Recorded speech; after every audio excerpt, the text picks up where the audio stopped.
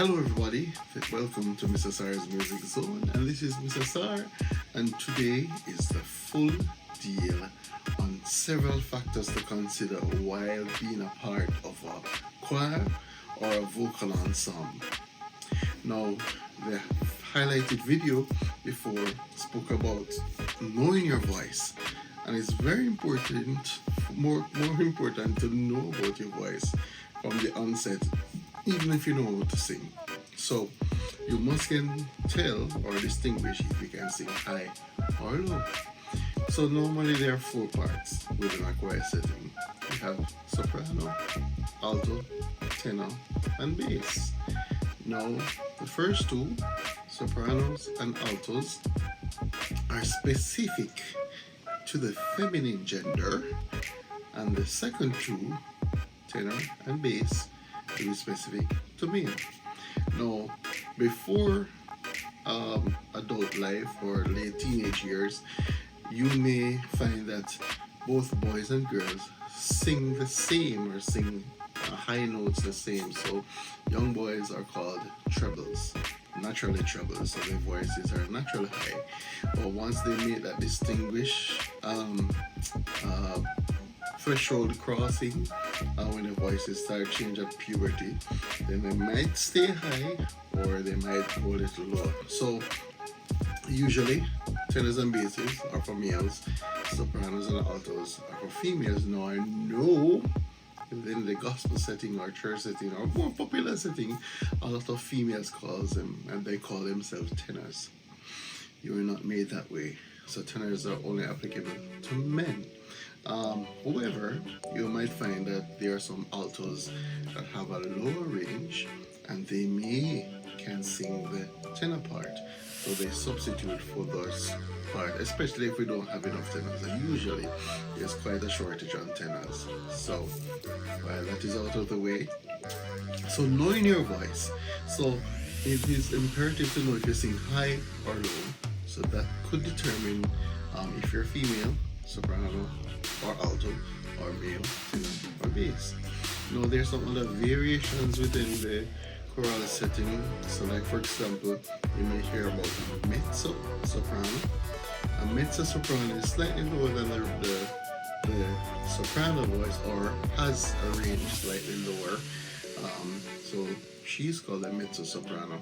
Or you have a coloratura soprano, which is higher than normal. You might find that they have whistle notes that run that sing really high and light. And other persons talk about descants. Now with the alto, the variation for the alto, you might have a contralto. Now contralto has that dexterity to move lower than a normal alto. And altos are usually low. So the contralto may have some flexibility in moving up and down. For the tenors, variations would be countertenor, which is unusually high. So they might go in the registers of the altos or even sopranos sometimes, other than the normal tenor. And then of course for bass you may have one that is called baritone, who can sing more, not really low notes, but can actually sing in the tenor range as well as bass parts. And if you have a real low bass, then you can talk about basso profundo, right? So that's one. So knowing your voice, that's important. The next thing is to talk about posture. Now with anything that we do, we need posture. We need proper posture for driving. We need proper posture to eat at the table. We need proper posture to sit at a desk and do work. We need proper posture to play an instrument, and so on and so forth. So for singing, normally to have a proper posture, you sit flat feet. Usually your hands are resting on your thighs and your back straight, elevated rib cage, so you have that free flowing of air in your diaphragm. And when you're standing, it's almost the same, but you may have one foot slightly in front of the other to have that perfect balance, but to always have an elevated rib cage, squared shoulders, and ready to go. So proper posture is extremely important for singing because that will, you know, aid you in really getting notes out, projecting more. I'll talk about projecting a little bit. So if even the instrumentalists, they have to have proper posture in order to get those notes correctly. So having proper posture, that is going to be very important for you. The next thing is breathing. So posture will enable proper breathing. And how we breathe, we use our diaphragm a lot. Some exercises that you can employ for breathing, you have panting exercises like you're actually accessing your diaphragm. Also, if you like, this one I do a lot. So if you inhale for 4, out for 4, inhale for 4, out for 8, inhale for 4, out for 12, and so on and so forth. So breathing in singing is almost like when you inflate a balloon. When you inflate a balloon and you slowly pull it at the top so the air slowly comes out. And this works for you to support sound, especially for long notes.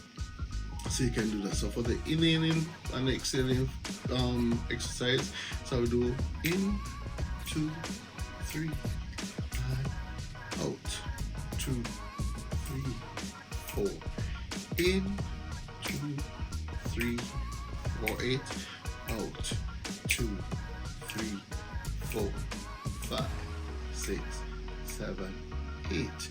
And you can challenge yourself to go out a little bit longer, and you can try that with a hiss out, or you sing a note, whichever. Start with what's comfortable for you, and then just slowly increase as you go along.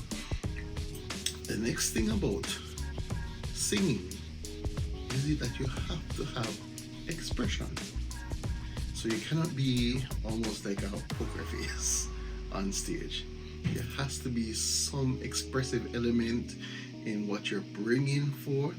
So if it's supposed to be a sad mood, then your face should be. What we do here is go if back, it's back, happy, back, back, back, back. yeah, faith has to be there. You know, and sings my soul, my Savior God. You know, you have to really get out there. Or sometimes I feel like a motherless child. So you really have to have some expression, so you can also tell the story of what you're doing.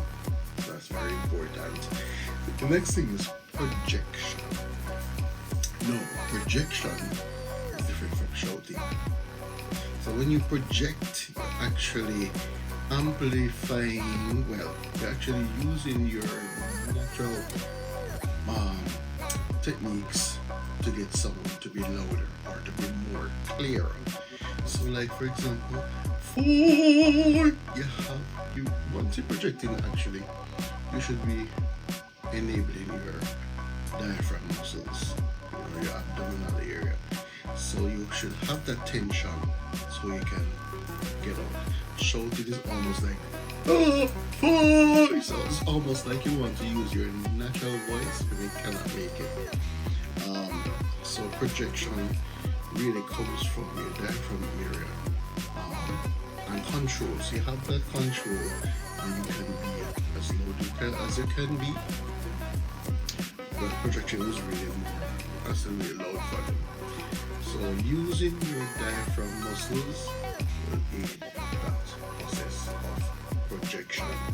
The next thing is stage presence. Now, a lot of persons think, especially with my choir setting, that if I go to the back, nobody will see me. Or if I try to hide in the middle, nobody will see me. But the truth of it is, why do you want to hide when you're on stage? You know? So anything that the mood requires, you have to be doing it even if you're at the back of the line, or if there are two lines and you're at the extreme back, you still have to have some presence on stage. If the piece requires movement, moving from using, we talk about use of stage, usually you have a big space. So the idea is to find the spots that are empty. And usually even within closed settings, you might find empty spots because people cuddle up almost like puppies or newborn puppies. Especially if they want to cling on to persons who are sure of the parts. And you have those dependent singers, which is another forum. But you have to have that presence on stage, that command on stage, so that when you're out there, you can say, yes, they know what they're doing. So use of stage, usually you're on the guidance of your director. So they can guide you in terms of how you are on stage, and so on and so forth. And the next thing is use of microphone. Now, a lot of persons depend on microphones, for example, for singing. In the case of a choir, the microphone, the purpose of the microphone is to amplify sound. So it's what you put in it, not for you to depend. So it's not drawing a sound out of you. So once you project all of those things that we mentioned earlier, and the proper way is to sing directly to the microphone. So, for example, if you're a soloist, you can feel the microphone. You don't hold the mic like this. You don't hold the mic like this. Or if are down here, it's right here. So you're singing directly to the microphone. Usually in the case, you may have overheads or boom condensers. So depending on where the microphone is, you can throw your voice in that direction. So a good thing to note is that once you get on stage, if you're hanging mics or drop-down mics or condensers or boom mics, then you identify where those microphones are, and then you can throw your voice in that direction. So, and be mindful, because a lot of times you may be singing and the microphone is not working. Technology fails sometimes, but you have to be alert to what's happening, because you cannot stop the performance to say, oh, it's not working. You really have to make sure that you're aware of what's happening around you, aware of your surroundings, and so on and so forth. And the last thing of this process is to enjoy the music. You have to enjoy the thing. Enjoy yourself, enjoy what you're presenting, believe in your product, and believe that it's something worthwhile or something worth the time of an audience to come and hear you sing. So enjoy it. Enjoy what you're presenting. If it's one of a kind, so do it to the best of your ability. So those are some quick steps in for you to be successful within the setting of a choir or a vocal ensemble. So see you next time. We're going to talk about some other things. All good.